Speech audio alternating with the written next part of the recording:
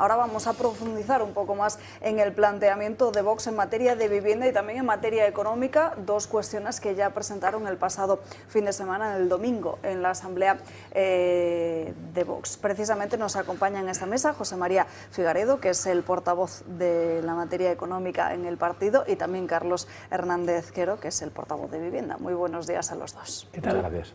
Bueno, una de las claves de esta propuesta económica es esa reducción, esa rebaja muy drástica de impuestos, que es una de las principales preocupaciones, José María, que tienen ahora los españoles, ¿no? Sí, mira, en España, con un esfuerzo moderado, se pueden localizar unos 180.000 millones de euros que se destinan a gasto no esencial. Estoy hablando de subvenciones directas a infinitas empresas, asociaciones, cooperación internacional. Estoy hablando de una porción importantísima del gasto autonómico que no va dirigido a sanidad, educación, justicia, dependencia. O sea, entonces, eso lo podemos localizar con cierta facilidad.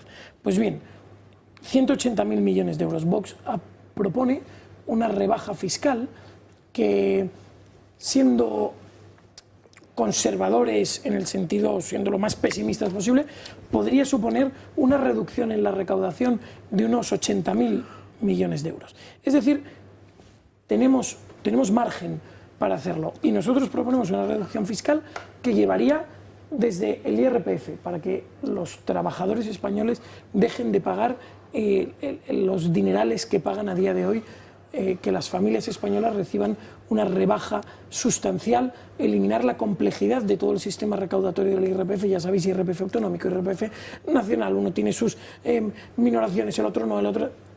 Complicadísimo. Nosotros decimos, los primeros 22.000 euros no pagan nada. A partir de ahí hasta 70.000 pagas al 15%, de 70.000 en adelante pagas al 25%. No pagan nada y no hacen declaración. No es necesario. No hacen declaración No. hasta 22.000 euros de ingresos 22.000 euros al año por persona. Eso es. No haces declaración de renta. 22.000 euros sin retención, sencillez, simplificación, para evitar la complejidad, porque que todo el mundo piense y entienda. Cada vez que tú tienes que crear un sistema complejo para verificar las declaraciones de la renta de cada español, o tienes que... Eso cuesta dinero.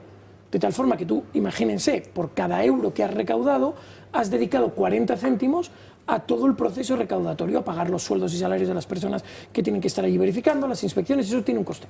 Pues nosotros queremos que esa simplificación ahorraría mucho, pero bueno, hasta 70.000 euros solo pagas el 5%, a partir de 70.000 euros pagas al 25%, y por cada hijo que tengas una minoración de 4 puntos porcentuales. 4 puntos, es decir, si tú cobras 50.000 euros, por lo tanto pagas el 15% de ese dinero, y tienes un hijo, pues no pagas el 15%, pagas el 11%. Si tienes dos, abajo. el 7%. Si tienes dos, pues 8% abajo, y así sucesivamente hasta cero.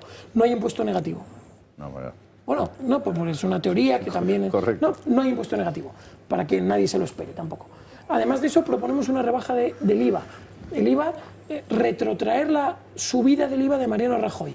Mariano Rajoy lo sube del 18 al 21, nosotros decimos del 21 al 18. Nuestro objetivo ideal sería rebajarlo al 15 de nuevo. Pero es cierto que eso ya nos dispararía la pérdida y no tenemos cómo compensarla por ahora. El 15% es el límite mínimo del IVA que permite la directiva europea. El IVA se crea por una normativa europea, ya está bien el tema, bueno, por una normativa europea, y el mínimo es el 15%. Lo digo para todos esos que siempre critican las medidas de Vox. ¡Ah, no se puede hacer! No, Europa no lo permite. Bueno, esto se puede hacer. Del 21 al 18. Y en un futuro del 18 al 15. Pero eso no lo Incluida la electricidad. Incluir todos. El IVA de eléctrico. Todos. Pero es que además decimos que todos los impuestos especiales que redundan en mayor recaudación y que tienen criterios objetivos más allá de la pura renta, del puro gasto, deben ser eliminados. Hablamos del impuesto sobre la electricidad, hablamos del impuesto de hidrocarburos, hablamos del impuesto, todos esos impuestos especiales que van sumando, En definitiva, una rebaja fiscal revolucionaria, una rebaja fiscal que tendría un grandísimo impacto en las cuentas españolas, pero que, como hemos dicho, en este programa está calculado de dónde saldría el dinero, y tenemos incluso un poco más para llevar a cabo esa reducción. Y no estamos contando en nuestro programa con la hipotética subida de la actividad económica que generaría la bajada de impuestos, que creemos que también tendría, pero para evitar esas críticas, para ser lo más ortodoxos posibles en nuestro cálculo, pues eso no lo hemos metido. ¿Eso incluiría un estatuto del contribuyente? Bueno, no tenemos metido en la medida como tal un estatuto del contribuyente, pero sí tenemos una reforma de todo el sistema recaudatorio y de todo el sistema fiscal. Una de las grandes denuncias que hacemos, que eso lo he mencionado varias veces en el pleno, es que, para que todos los que nos escuchen también lo sepan, el 50% de las sanciones que se recurren son anuladas, de las sanciones tributarias. Piénsenlo, el 50% de las que se recurren. Piensen en todas aquellas que no se recurren. Quien sea autónomo aquí lo sabrá perfectamente, porque a mí me ha pasado. Te retrasas un día en hacer la declaración del IVA y aunque salga a cero, porque no has tenido actividad ese trimestre, te retrasas un día, son 75 euros de multa automática. Eso no lo recurres. Dices, mira chico, pago los 75 porque es que si no ya no son 75, ya es el doble, pronto pago, mira. Y como esto, ad infinitum. Pues creemos que el sistema recaudatorio en España realmente es un sistema de extorsión fiscal contra el contribuyente. Los españoles, los contribuyentes están absolutamente maltratados y nosotros creemos que esto tiene que cambiar. Como tal, no creemos que sea estrictamente necesario un estatuto del contribuyente, estrictamente. Lo que queremos es que simplemente la filosofía general de la agencia tributaria tiene que cambiar. Una de las medidas que sí incluimos, el plazo de pago del contribuyente se tiene que equiparar al plazo de devolución de la agencia tributaria. De nuevo hablo con los autónomos. Si a usted le sale a pagar este trimestre el IVA, como usted no lo paga el día 1, eso empieza a devengar recargo, intereses, mora. Ahora bien, si a usted la renta le sale a devolver, la agencia tributaria tiene hasta 6 meses para devolverle. Lo mismo sucede con el IVA para los autónomos. Si usted tiene un IVA a devolver, tienen hasta 6 meses. Nosotros decimos que esto no puede ser así, que los plazos se tienen que equiparar. Si la agencia tributaria tiene hasta 6 meses sin intereses, el contribuyente debe tenerlos también. José María, y que los inspectores no cobren por denuncias cuando esas denuncias además después se demuestra que son erróneas. Sí. Porque eso tiene delito, ¿eh? Existe un sistema retributivo que yo lo he visto directamente, que es absolutamente indescifrable. Cualquier persona normal que lo coja no entendería esto como un bonus como tal, pero lo cierto es que al final la retribución de todos los inspectores de Hacienda tiene un elemento, un coeficiente de productividad que depende al final de las sanciones impuestas, dictadas. Pero no objetivas. No objetiva. Objetivamente se ha redactado la sanción. Sin saber si se ha recurrido o no se ha recurrido. No se sabe si se ha recurrido, no se sabe si el recurso ha sido favorable o no. Simplemente se basa en eso. Entonces, todo esto hay que eliminarlo. Hay que convertir, al final, al Ministerio de Hacienda tiene que convertirse en un instrumento al servicio de los españoles y no al revés. Los españoles deben dejar de ser siervos del Ministerio de Hacienda porque es la situación en la que nos encontramos. Pero bueno, esto no es nuevo en la historia. Toda la vida la recaudación tributaria ha generado grandísimos impuestos. Lo que pasa es que en otras épocas la contestación se producía terriblemente contra el diezmo, ¿no? El diezmo, hay una canción incluso de un grupo, Mago de Oz, que habla del diezmo. El diezmo era el 10%. Es que hoy en día el españolito de a pie paga entre impuestos, cotizaciones a la Seguridad Social, impuestos indirectos, un 50% de impuestos. Sí. Entonces eso le tenemos que dar un giro de 180 grados. Esto también está relacionado con el problema de la vivienda, que ya no solo jóvenes, porque muchas veces hablamos de los jóvenes, pero aquí insistimos también en que muchas personas mayores finalmente no pueden acceder a esa vivienda, Carlos. Sí, actualmente yo creo que es, si no el principal, uno de los principales quebradores de cabeza de los españoles, así lo declaran cuando son preguntados por ello, y creo que cualquiera que tenga una conversación larga con amigos, con familiares, en la pausa del trabajo, antes o después acaba saliendo la cuestión de la casa que uno quiere y no puede comprar, los metros cuadrados, el agobio por no poder emanciparse, la necesidad de recurrir a ayuda familiar para si finalmente lo consiguen, y se ha convertido en un problema que afecta a todas las edades y a todas las condiciones sociales, fundamentalmente a los jóvenes, porque actualmente tenemos en España la peor cifra histórica de jóvenes viviendo en casa de sus padres, y no es porque los quieran mucho, que también, sino porque no pueden encontrar una alternativa. O de los abuelos. O de los abuelos. No hablemos que muchos de los que consiguen emanciparse lo hacen con ayuda familiar. No hablo de las entradas que se pagan con auxilio familiar, sino también de los alquileres que se pagan con auxilio familiar. Yo tengo un montón de estas situaciones a mi alrededor, y si no, se seguiría engrosando aún más esta cifra, que es absolutamente pavorosa, que solamente 15 de cada 100 menores de 30 años, entre 30 y 18 se entiende evidentemente, viven fuera del hogar de los padres. Tenemos también el peor dato de retraso de la edad de emancipación, que está también a la cola de la Unión Europea. Y pensemos en cuáles son las condiciones de aquellos que sí consiguen emanciparse, ¿no? Porque en la actualidad se ha ido extendiendo de forma dramática la figura del piso compartido, ¿no? Pensemos que venimos de un país de propietarios que antes casi todo el mundo podía acceder a una vivienda en propiedad y eso te daba la garantía y la posibilidad de planificar tu vida, de ahorrar, de tener cierta libertad, margen de maniobra, seguridad residencial, brindar a tus hijos estabilidad. Eso se fue acabando y se fue condenando a cada vez más gente al alquiler. Pero es que ahora, aquellos que hace 20 años podían comprar y se les mandó al alquiler, es que ahora ya ni siquiera pueden acceder al alquiler, sino que se está condenando a una fórmula, bueno, yo diría que es de puro nomadismo, que es el piso compartido, con extraños, con todo lo que eso implica, sin posibilidad de privacidad, sin posibilidad de autonomía. Hay un dato, es respecto a hace 10 años, el precio medio hace 10 años de un alquiler completo, de una vivienda entera de alquiler, es el mismo que el precio medio de una habitación en alquiler hoy. Una habitación, al otro lado del pladur, al otro lado del pasillo, no sabéis quién está. Una habitación sola es lo que hace 10 años costaba un alquiler completo.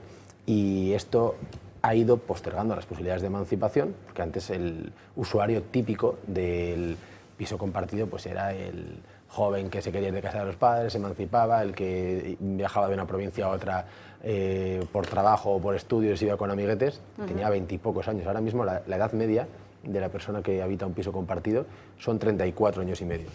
34 años y medio, ¿cuánta gente por encima de los 40 está ahí empantanada y no tiene posibilidad de tener hijos o de brindarles buenas expectativas a estos hijos? En materia de vivienda, además, también hemos escuchado propuestas muy concretas, como por ejemplo el español primero para la vivienda protegida, más colaboración público-privada o incluso también la liberación de suelo público.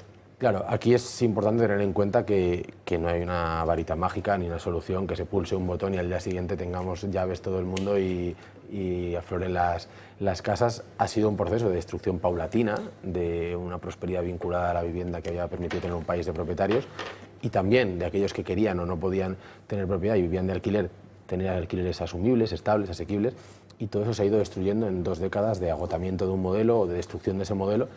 Y ahora pues nadie puede prometer que de un día para otro todo se va a revertir, pero sí que sabemos cuáles son las fórmulas para conseguir revertirlo y es, no hay que inventar demasiado, hay que ver qué haya funcionado, porque sabemos qué es lo que haya funcionado, y volver a activar esos botones, ¿no? Una de las cuestiones es ampliar la superficie disponible. Actualmente en España tenemos el mismo parque inmobiliario que en el año 2008, el mismo número de inmuebles en España que en el año 2008, y la población ha crecido tremendamente, pero no solo la población ha crecido tremendamente, sino también los hábitos culturales han cambiado de forma que cada vez viven menos personas en cada hogar, porque hay parejas que no viven juntas, porque hay más divorcios, porque hay más solteros, pero es que además esas viviendas, que son las mismas, están peor ubicadas, porque cada vez vive menos gente en la España interior, en la que llaman la España vaciada, y se van a vivir a la gran ciudad, es decir, que esa oferta de vivienda está peor situada que hace 15 años, como comentábamos. Por tanto, poner suelo a disposición, conseguir que se agilicen los procesos de transformación del suelo, conseguir que para poder hacerlo haya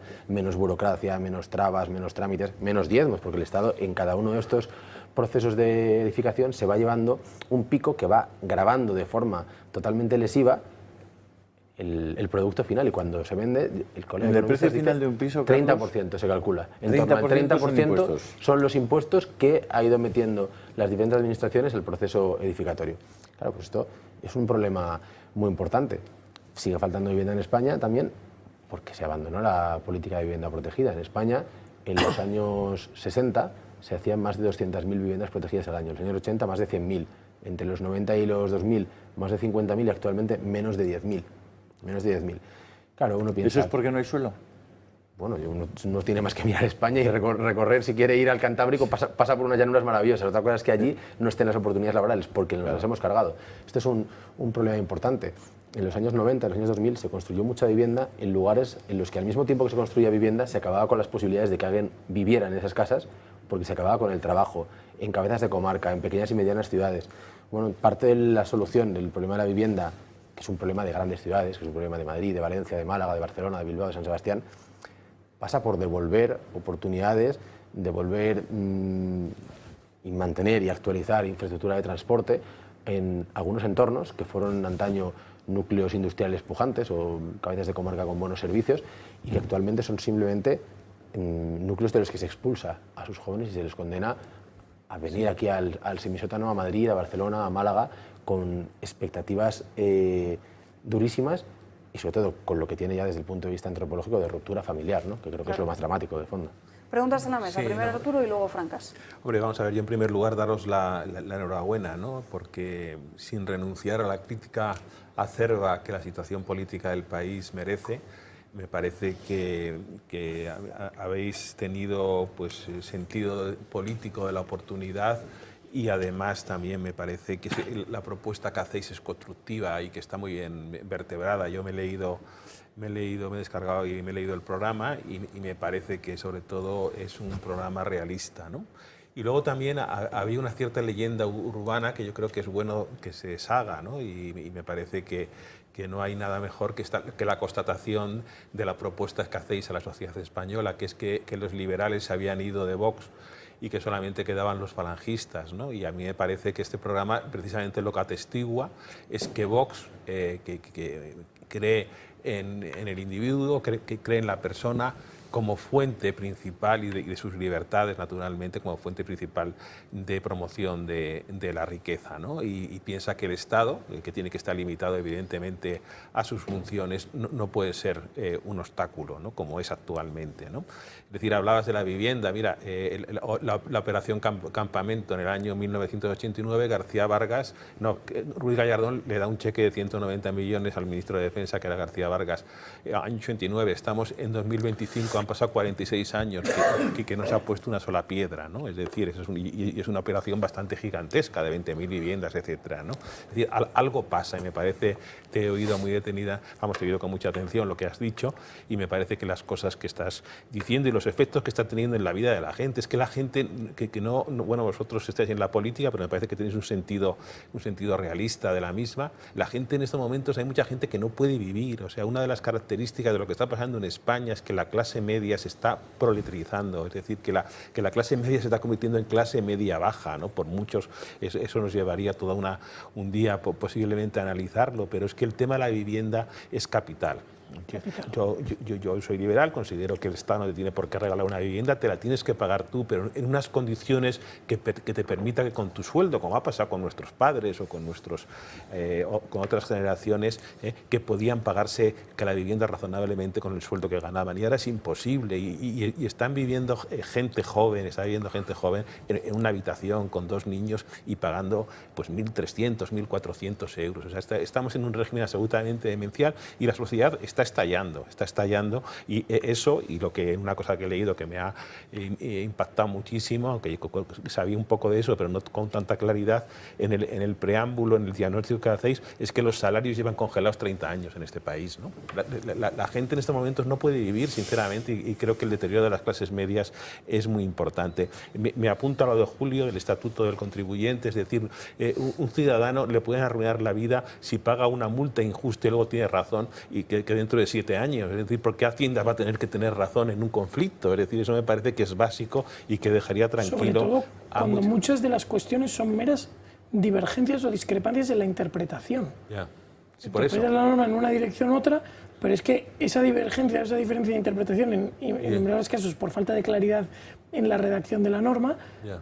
derivan al final en responsabilidades incluso penales. Penales y te pueden arruinar naturalmente la vida económicamente. Y por último, yo creo que también los rendimientos de capital y de ahorro, es decir, o sea, después de haber pagado por el impuesto de renta de las personas físicas, de los impuestos municipales, del IVA, encima también tienes que pagar por el dinero que tú inviertes en las cosas o ahorras como puedes, etcétera. Yo creo que eso también exige una reflexión. Ya digo, enhorabuena, porque me parece que habéis hecho una ponencia estupendo. Desde luego la sociedad española tiene que conocer esto, porque me parece que además es una propuesta muy rompedora. Hay que romper ya status quo y hay que ir a los temas de fondo y con propuestas reformistas, y me parece que esto... El domingo por la noche, Arturo, emitiremos íntegramente el acto de la A las 10 Asamblea en punto de la noche. y vuestras A las 10. intervenciones. A las 10 en punto de la Para noche. que la gente pueda escucharos. ¿Y Francas, pensáis pregunta. que es compatible con el programa del PP esto? Perdón un económico? segundo, antes de eso,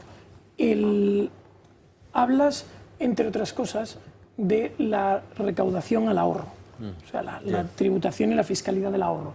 Y esto está muy relacionado con las pensiones y con la vivienda. Sí. En este análisis económico introducimos una serie de medidas que es una rebaja fiscal total al ahorro, sobre todo y con carácter inmediato para el ahorro que difiera su percepción al momento de la jubilación, sin límite de importe, es decir, todo aquel dinero que tú pongas y pospongas su retribución al momento del ahorro queda reducido de tu base imponible, con la idea de que se pueda diferir riqueza al momento de la jubilación. Además de eso, introducimos, Bueno, esbozamos... María, la compra de la vivienda es una forma de... Ahora entro en ello. Además de eso, esbozamos, es verdad que no lo desarrollamos al detalle, pero esbozamos una modificación del sistema de las pensiones en España, manteniendo en todo caso las percepciones para nuestros pensionistas. España tiene actualmente un sistema de reparto, es decir, todo el dinero que los cotizantes pagan se va directamente al bolsillo de los pensionistas de hoy. Esto tiene un doble impacto. El primer impacto es que ese dinero no se capitaliza, no se beneficia del interés compuesto, no se beneficia de estar generando intereses durante los 30 años de tu vida laboral, lo cual haría que la bola de nieve se multiplicase. Tú tienes una bolita de nieve pequeñita y se la pasas directamente a un pensionista que percibe esa bolita de nieve pequeñita. Si tú esa bolita de nieve la pusieses a rodar y en 30 años de vida laboral se fuese haciendo más grande, cuando llega el momento de la jubilación no percibes una bolita de nieve pequeñita, recibes una gran bola de nieve. Eso es el sistema al que tenemos que llevar. Eso se ha hecho en Suecia, eso se ha hecho en Chile, se puede hacer, se ha hecho en Japón. Ese es hacia donde tiene que ir España. Y eso es lo que tiene que pensar. Esto exige pensamiento a largo plazo. Y aquí viene la cuestión de la vivienda.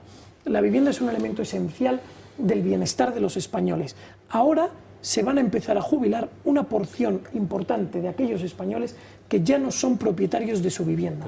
Esto supone que los gastos llegados al momento de la jubilación se mantienen muy elevados. Pensad que cuando tú llegas a la jubilación, tu objetivo debe ser minorar tus gastos corrientes para que, previendo una minoración de tus ingresos, puesto que cesas en tu actividad laboral, puedas acompasar y mantener tu ritmo de vida, es decir, que el superávit siga siendo el mismo. Aquellos que se empiecen a jubilar y que ya no sean propietarios de su vivienda se van a encontrar en una situación muy complicada.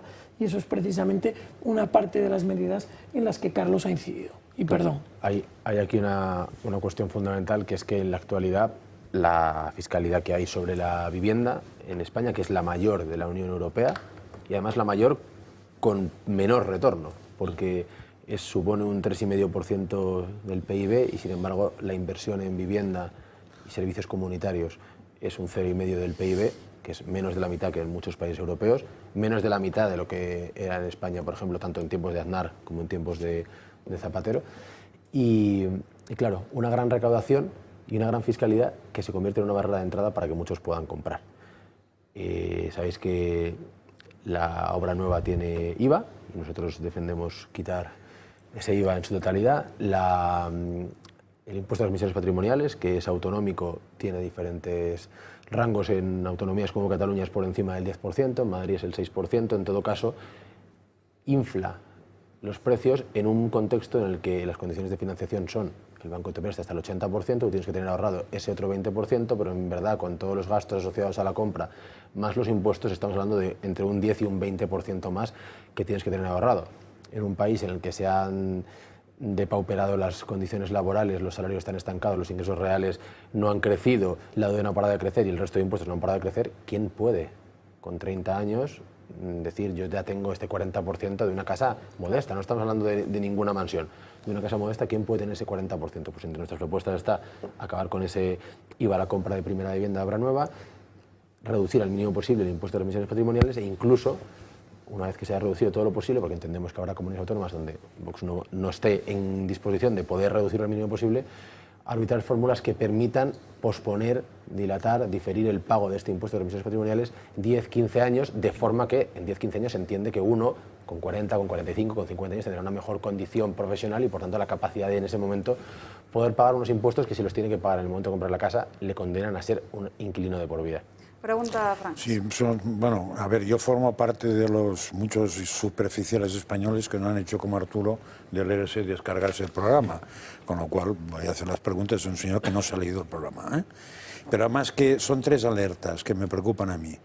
Una es, ahora no me ha pasado, pero en la penúltima vez que tuve que buscar piso de alquiler, me encontré con un problema. Como se puede ver, yo joven no soy, y entonces todos los señores que iban a alquilar me decían que si no era joven no les interesara, porque las ayudas eran para alquileres de gente joven, no para gente no joven. Lo digo para que tengáis en cuenta que como toda la política está basada en ayuda a la gente joven, que la gente que no es joven, que le den morcilla, tampoco es buena solución, por si cayerais en ese error. Segundo tema, hay una emisora de radio que nos tiene precisamente afecto, que está hablando del plan comunista de la vivienda de Vox, que ha pasado al comunismo. Bueno, yo exactamente no sé eso, pero supongo que está hablando por vivienda pública. Entonces, ¿la vivienda pública que proponéis es en alquiler o es en venta? Perdón, porque en compra. Vale, yo ahí soy partidario de que eso es un error de bulto, porque como suele ser por sorteo, la vivienda pública, se encuentra una parejita que por arte de birloque le toca una cosa que a un señor le toca sufrirla durante años y años y años.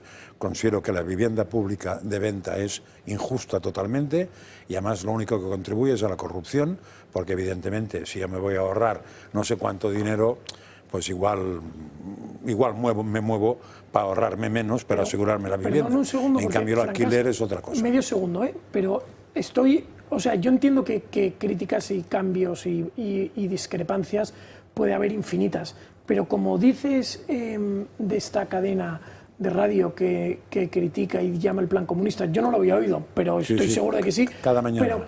Pero es que si hubiésemos dicho todo lo contrario, bueno, imagínate que el programa económico y de vivienda de Vox dijese todo lo contrario de lo que dice, estoy seguro de que nos criticarían casi con exactamente los mismos argumentos. Entonces hay que pensar también, por un lado, en las críticas, hay que pensar, pero es que hay que hacer lo que hay que hacer, hay que pensar en el bienestar de los españoles. Y aunque haya algunos que siempre te van a criticar con argumentos enlatados, de hecho he leído un artículo de un periódico relacionado con esa cadena que yo creo que mencionas, que empieza criticando y critica de todo el programa de Vox, solo es capaz de criticar 4 medidas, por cierto. Creo que ya es un éxito. Dicho esto, acaba con un parrafillo diciendo, bueno, es cierto que todas estas medidas tienen mucho sentido, incluso estas 4 podrían tener un impacto positivo, y las demás que no analizamos aquí son las que llevamos defendiendo. Y digo, pero vamos, el titular es una crítica, pero luego quien se lea el artículo, sobre todo el final, es una alabanza. Termina Francas y responde Carlos, y por eso he hecho el preámbulo para ponerle un poco de chispa a la vida, claro, porque yo no sigo el plan que critica allí. Sí que digo eso, que yo lo estudié mucho en su momento, y que la vivienda pública de alquiler me parece justísimo, pero la vivienda pública de venta o de compra me parece una injusticia. ¿Pero por qué? Pero si va justamente contra el concepto que yo por lo menos defiendo. Es decir, la vivienda es ahorro acumulado para el señor que la tiene. Es decir, si la alquilas, tú estás tirando ese dinero de alguna manera a la basura, bueno, pero si la compras, tienes una pensión garantizada. Sí, pero y vas a vivir estáis enrocando en esto, vamos a seguir hablando de ello, pero después de una breve pausa de publicidad. Aquí les esperamos. Ya estamos de vuelta en Dando Caña. Ha habido intentos de que el debate continuara durante la publicidad, pero hemos intentado aguantar. Termina Frank. No, la tercera es que te oí ayer en El Gato el tema de la jubilación, me pareció súper interesante lo que decías, José María, pero tengo una duda. Lo de la capitalización, ¿quién lo capitaliza? Porque tú hablabas de un 6,5% de media. Mira, que eso podría estar, precisamente, con lo cual la inflación más o menos te la comerías, pero ¿quién hace eso? Francas, en este programa no hemos incluido los detalles de la reforma del sistema de las pensiones. Nosotros tenemos un papel que estamos preparando, que no mucho tiempo publicaremos, probablemente en septiembre, octubre, con varias alternativas, ¿vale? Porque aquí eso es un poco... O sea, el sistema que tiene España de pensiones lo han quebrado. ¿Vale? Claro. Esto es importante que todo el mundo nos escuche. En el año 95 se constituye lo que se llama la Comisión del Pacto de Toledo. La Comisión del Pacto de Toledo es una comisión que se celebra a puerta cerrada, no así su constitución, ahí sí a puerta cerrada, sin cámaras, y todos los partidos entre sí deciden más o menos que no hacer nada. Pero es que en la redacción del acta de constitución, ahí sí que analizan cuáles son los problemas de las pensiones en España. Bueno, los problemas que detectan en aquel momento son los mismos que detectan hoy. Y algunas de las medidas que señalan que podrían solucionar el problema de las pensiones en aquel momento, año 95, son las contrarias a las que han ido adoptando los gobiernos de Rajoy y el gobierno de Sánchez. Es que lo que ellos mismos sabían que podía solucionar el problema que ellos mismos sabían que existía, no solo no han tratado de aplacarlo, sino que han hecho todo lo contrario de lo que habían dicho y habían detectado. Entonces, nosotros lo que queremos es que España tiene que pasar de un sistema de puro reparto a un sistema mixto, en el que hay una parte de reparto dirigido a garantizar una pensión mínima a aquellos que no son capaces de cotizar por su cuenta o que tienen una base de cotización salarial inferior a la mínima, y luego una base de cotización o una parte de la pensión que vaya dirigida por la capitalización, es decir, que una porción de tu sueldo se capitaliza y otra porción de tu sueldo se dedica al reparto, la menor. De tal forma que te beneficies de la generación de esas rentabilidades del propio ahorro que tú generas. Ahora bien, el ahorro puede ser individual, de tal forma que lo que tú ahorras se reparte para ti.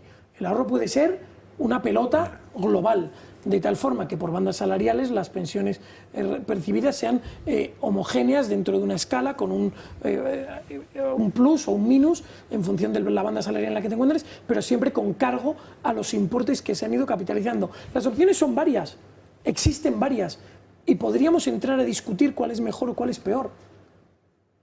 Pero desde luego el sistema que tenemos está siendo conducido al desastre.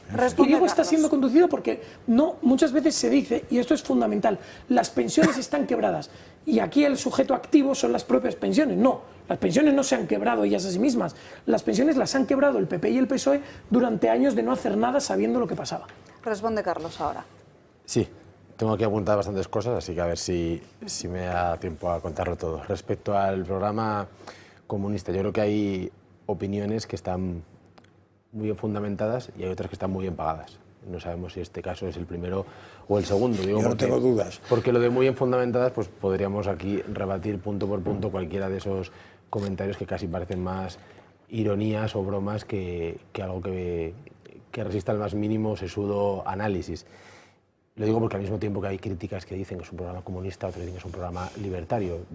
Lo cierto es que a mí me importa muy poco la etiqueta que uno le quiera poner. Yo creo que es un programa realista, que es lo que necesitan los españoles, y no solo realista, sino realizable. Y creo que esas dos variables son las que quedan siempre aparcadas u opacadas cuando lo que uno tiene por encima de todo es las ganas de que se cumpla dogma por dogma lo que uno considera que es el bien absoluto, independientemente de que eso sea aplicable o no en ese contexto. Entonces nosotros lo que hemos estado cogiendo son soluciones que creemos que han funcionado en España o que han funcionado en otros países y que pueden ser de eficacia práctica para las necesidades que tiene hoy la nación española. Respecto al alquiler o compra en el campo de la vivienda pública, hay varios argumentos para preferir la vivienda pública en propiedad, que esto no quiere decir que el Estado tenga funcionarios carpinteros, funcionarios constructores, funcionarios albañiles, sino quiere decir que se consiguen o se llega a diversas fórmulas de colaboración público-privada, por la cual hay cesión de suelo, derecho de superficie, hay descuentos, hay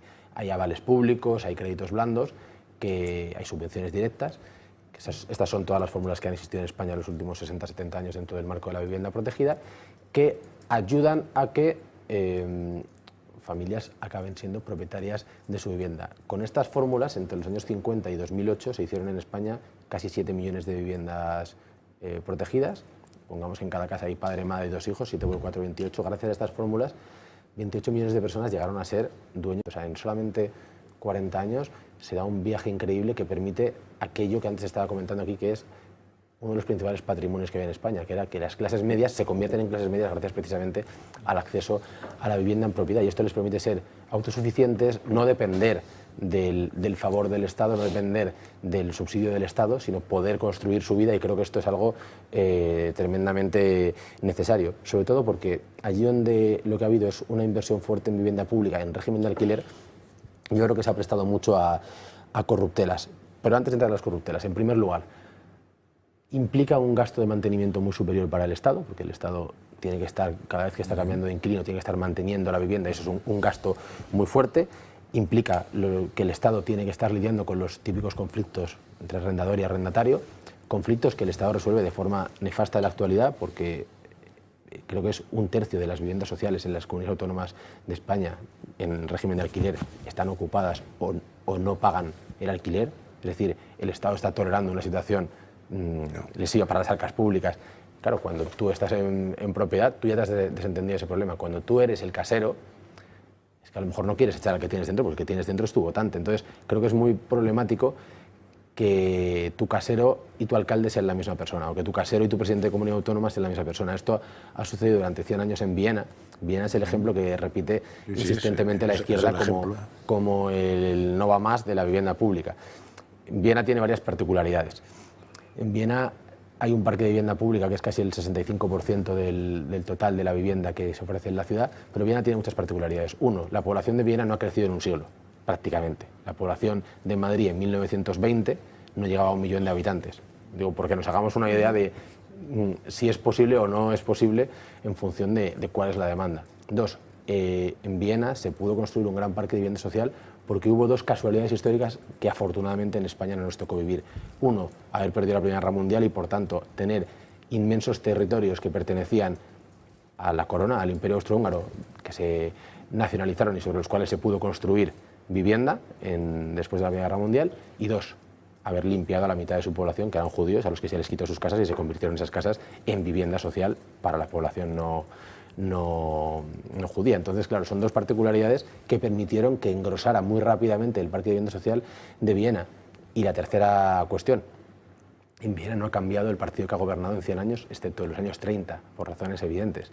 Entonces, si en 100 años no ha cambiado, es que yo no sé a qué nivel de pluralismo se puede llegar cuando tu casero es tu alcalde. Es que ¿quién va a votar contra su casero cuando su casero es su alcalde? Entonces yo creo que las fórmulas de vivienda social en alquiler, las que conocemos, y Viena es el ejemplo que más ponen, a mí me parece que se prestan a todo tipo de corruptelas y nepotismo y favores mucho más que a posibilitar lo que creo que busca la vivienda protegida en propiedad, que es generar una sociedad libre. Eso en cuanto a esta cuestión. Y luego, hay otra cuestión, sí, que es el primer punto que mencionabas, de la dificultad para alquilar, claro, porque yo en mi primera intervención aquí estaba hablando de que faltaban casas, porque no se estaba construyendo, porque había laberintos burocráticos, porque había muchos impuestos, pero no solamente es que falten casas, es que entre las casas que ya están levantadas, que existen entre nosotros, es que hay muchas que no están en el mercado, hay muchas menos en el mercado ahora que hace años, porque las regulaciones que ha hecho la izquierda y el separatismo, porque esto empieza primero en Cataluña, la tolerancia con la ocupación, el amparo de las situaciones de morosidad arrendaticia, que ahora llaman inquiocupación, el control de precios, la congelación de la actualización de las rentas, las prórrogas forzosas, han ido generando una situación de incertidumbre o inseguridad en el proveedor de vivienda, que es el propietario, que pone su vivienda a disposición, porque claro, si aquí todos tuviésemos nuestra vivienda, como pasaba antaño, que casi el 90% de la población española era propietaria, pues uno vivía en su vivienda, pero cuando eso se ha hecho imposible y tienes que vivir en la vivienda de otro, pues o ese otro está seguro poniendo su vivienda en el mercado, o mal vamos. Y esto es lo que ha sucedido. Desde que se aprobó la ley de vivienda han desaparecido más de 120.000 unidades del mercado, pero es que en los últimos 5 años, que en el año 2020, con el motivo del COVID, se aprobó un decreto, que es el decreto 11-2020. Que sigue. Desde ese momento, sí, que se ha prorrogado este año con el voto de todos los partidos de Vox, en febrero, desde ese año ha desaparecido un 56% la oferta. Un 56% de oferta. Si nos vamos a ciudades como Barcelona, que es donde tiene uno de los mercados más tensionados, porque Madrid y Barcelona, al mismo tiempo que desaparece la oferta, son las dos áreas metropolitanas de toda Europa donde más ha crecido la población, que es que esto es lo que lo hace dramático, que no solamente es que las políticas de construcción o de regulación del alquiler han sido muy perniciosas, sino que al mismo tiempo no ha parado de crecer la población porque no hemos parado de traer gente. En Barcelona, en el año 2020, en diciembre del 20, sobre 100 viviendas que había entonces, hoy solamente quedan 19. Ha desaparecido un 81% de las viviendas, claro.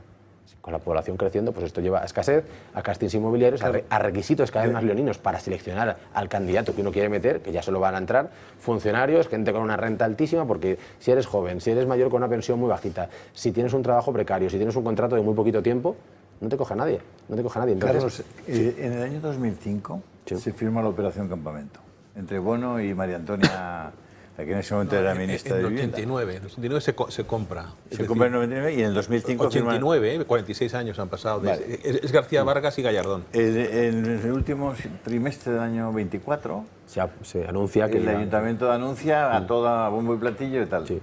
¿Han empezado las obras en la operación Campamento? La semana pasada tuvimos en el Congreso una comparecencia de la directora general de SEPES, de la empresa pública de suelo, y claro, sacaba pecho y se pavoneaba de que ya de verdad iba a empezar la construcción de vivienda. Claro, ¿no? estaba hablando, creo que son entre 20.000 y 25.000, me parece, no estoy seguro, pero la operación Campamento. Claro, la operación Campamento, pero si es del 89 son 36, que yo soy del 90 y no tengo 45. 21 y 46 años, ¿no? No, si es del 89 son 36. 36 años. 36, perdón. 36, sí, sí. No, que si no me ha sumado 10 años de golpe y Sí, esto...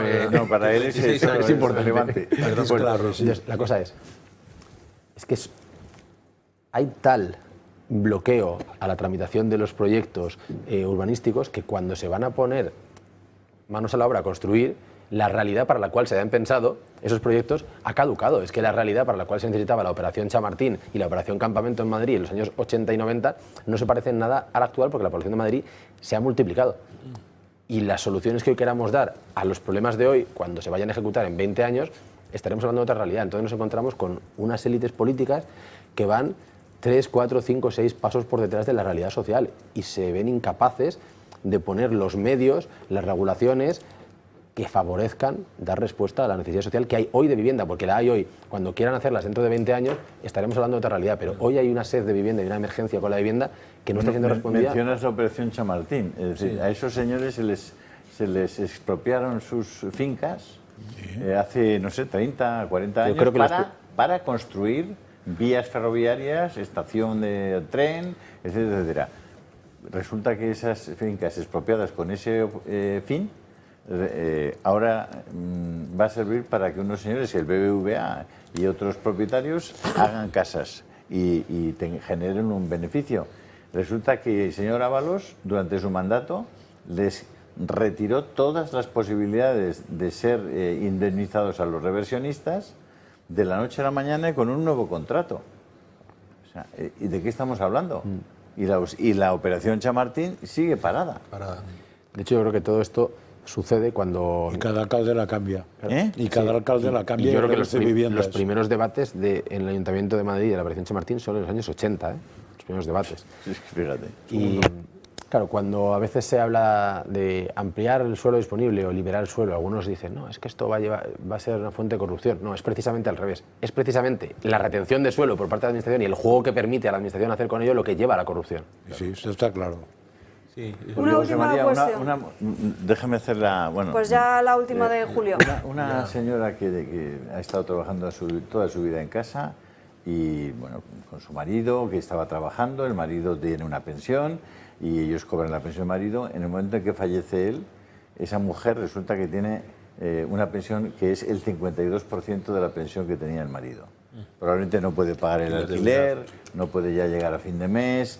Es decir, ¿cómo es posible que no se corrija la situación de las viudas que se han dedicado a su familia durante tantos años? Segunda pregunta, ¿cómo es posible que un señor que trabaja en el BBVA, que es un alto directivo, que se jubila con 65 años, muchas veces antes, tiene la jubilación máxima, pero el BBVA, porque es un tipo valioso, le pone en un consejo de administración de una de las compañías que tenga el BBV y le da al año 200.000 euros como gratificación por los consejos, ¿no? Por ser consejero.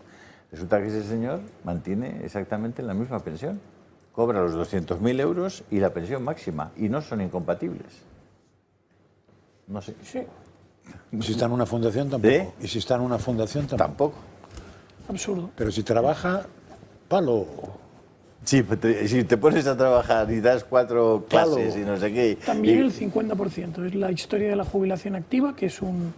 Sí, pero esos no tienen jubilación activa, ¿eh? Claro, claro. No, Esos eso tienen no es chollo jubilación activo, activa. Que el que está en un consejo de administración no tiene jubilación. No, son compatibles, totalmente compatibles. No sé. No volveremos a tener clases medias si no conseguimos una sociedad de propietarios otra vez. Es decir, eso es... En fin, tenemos que dejarlo aquí. Carlos, José María, muchísimas gracias por Muchísimas acompañarnos gracias en a esta vosotros. mañana. Un Enhorabuena a los placer. dos. Y nos vamos a la siguiente pausa de publicidad y a la vuelta ya nos metemos de lleno con la corrupción del caso Coldo.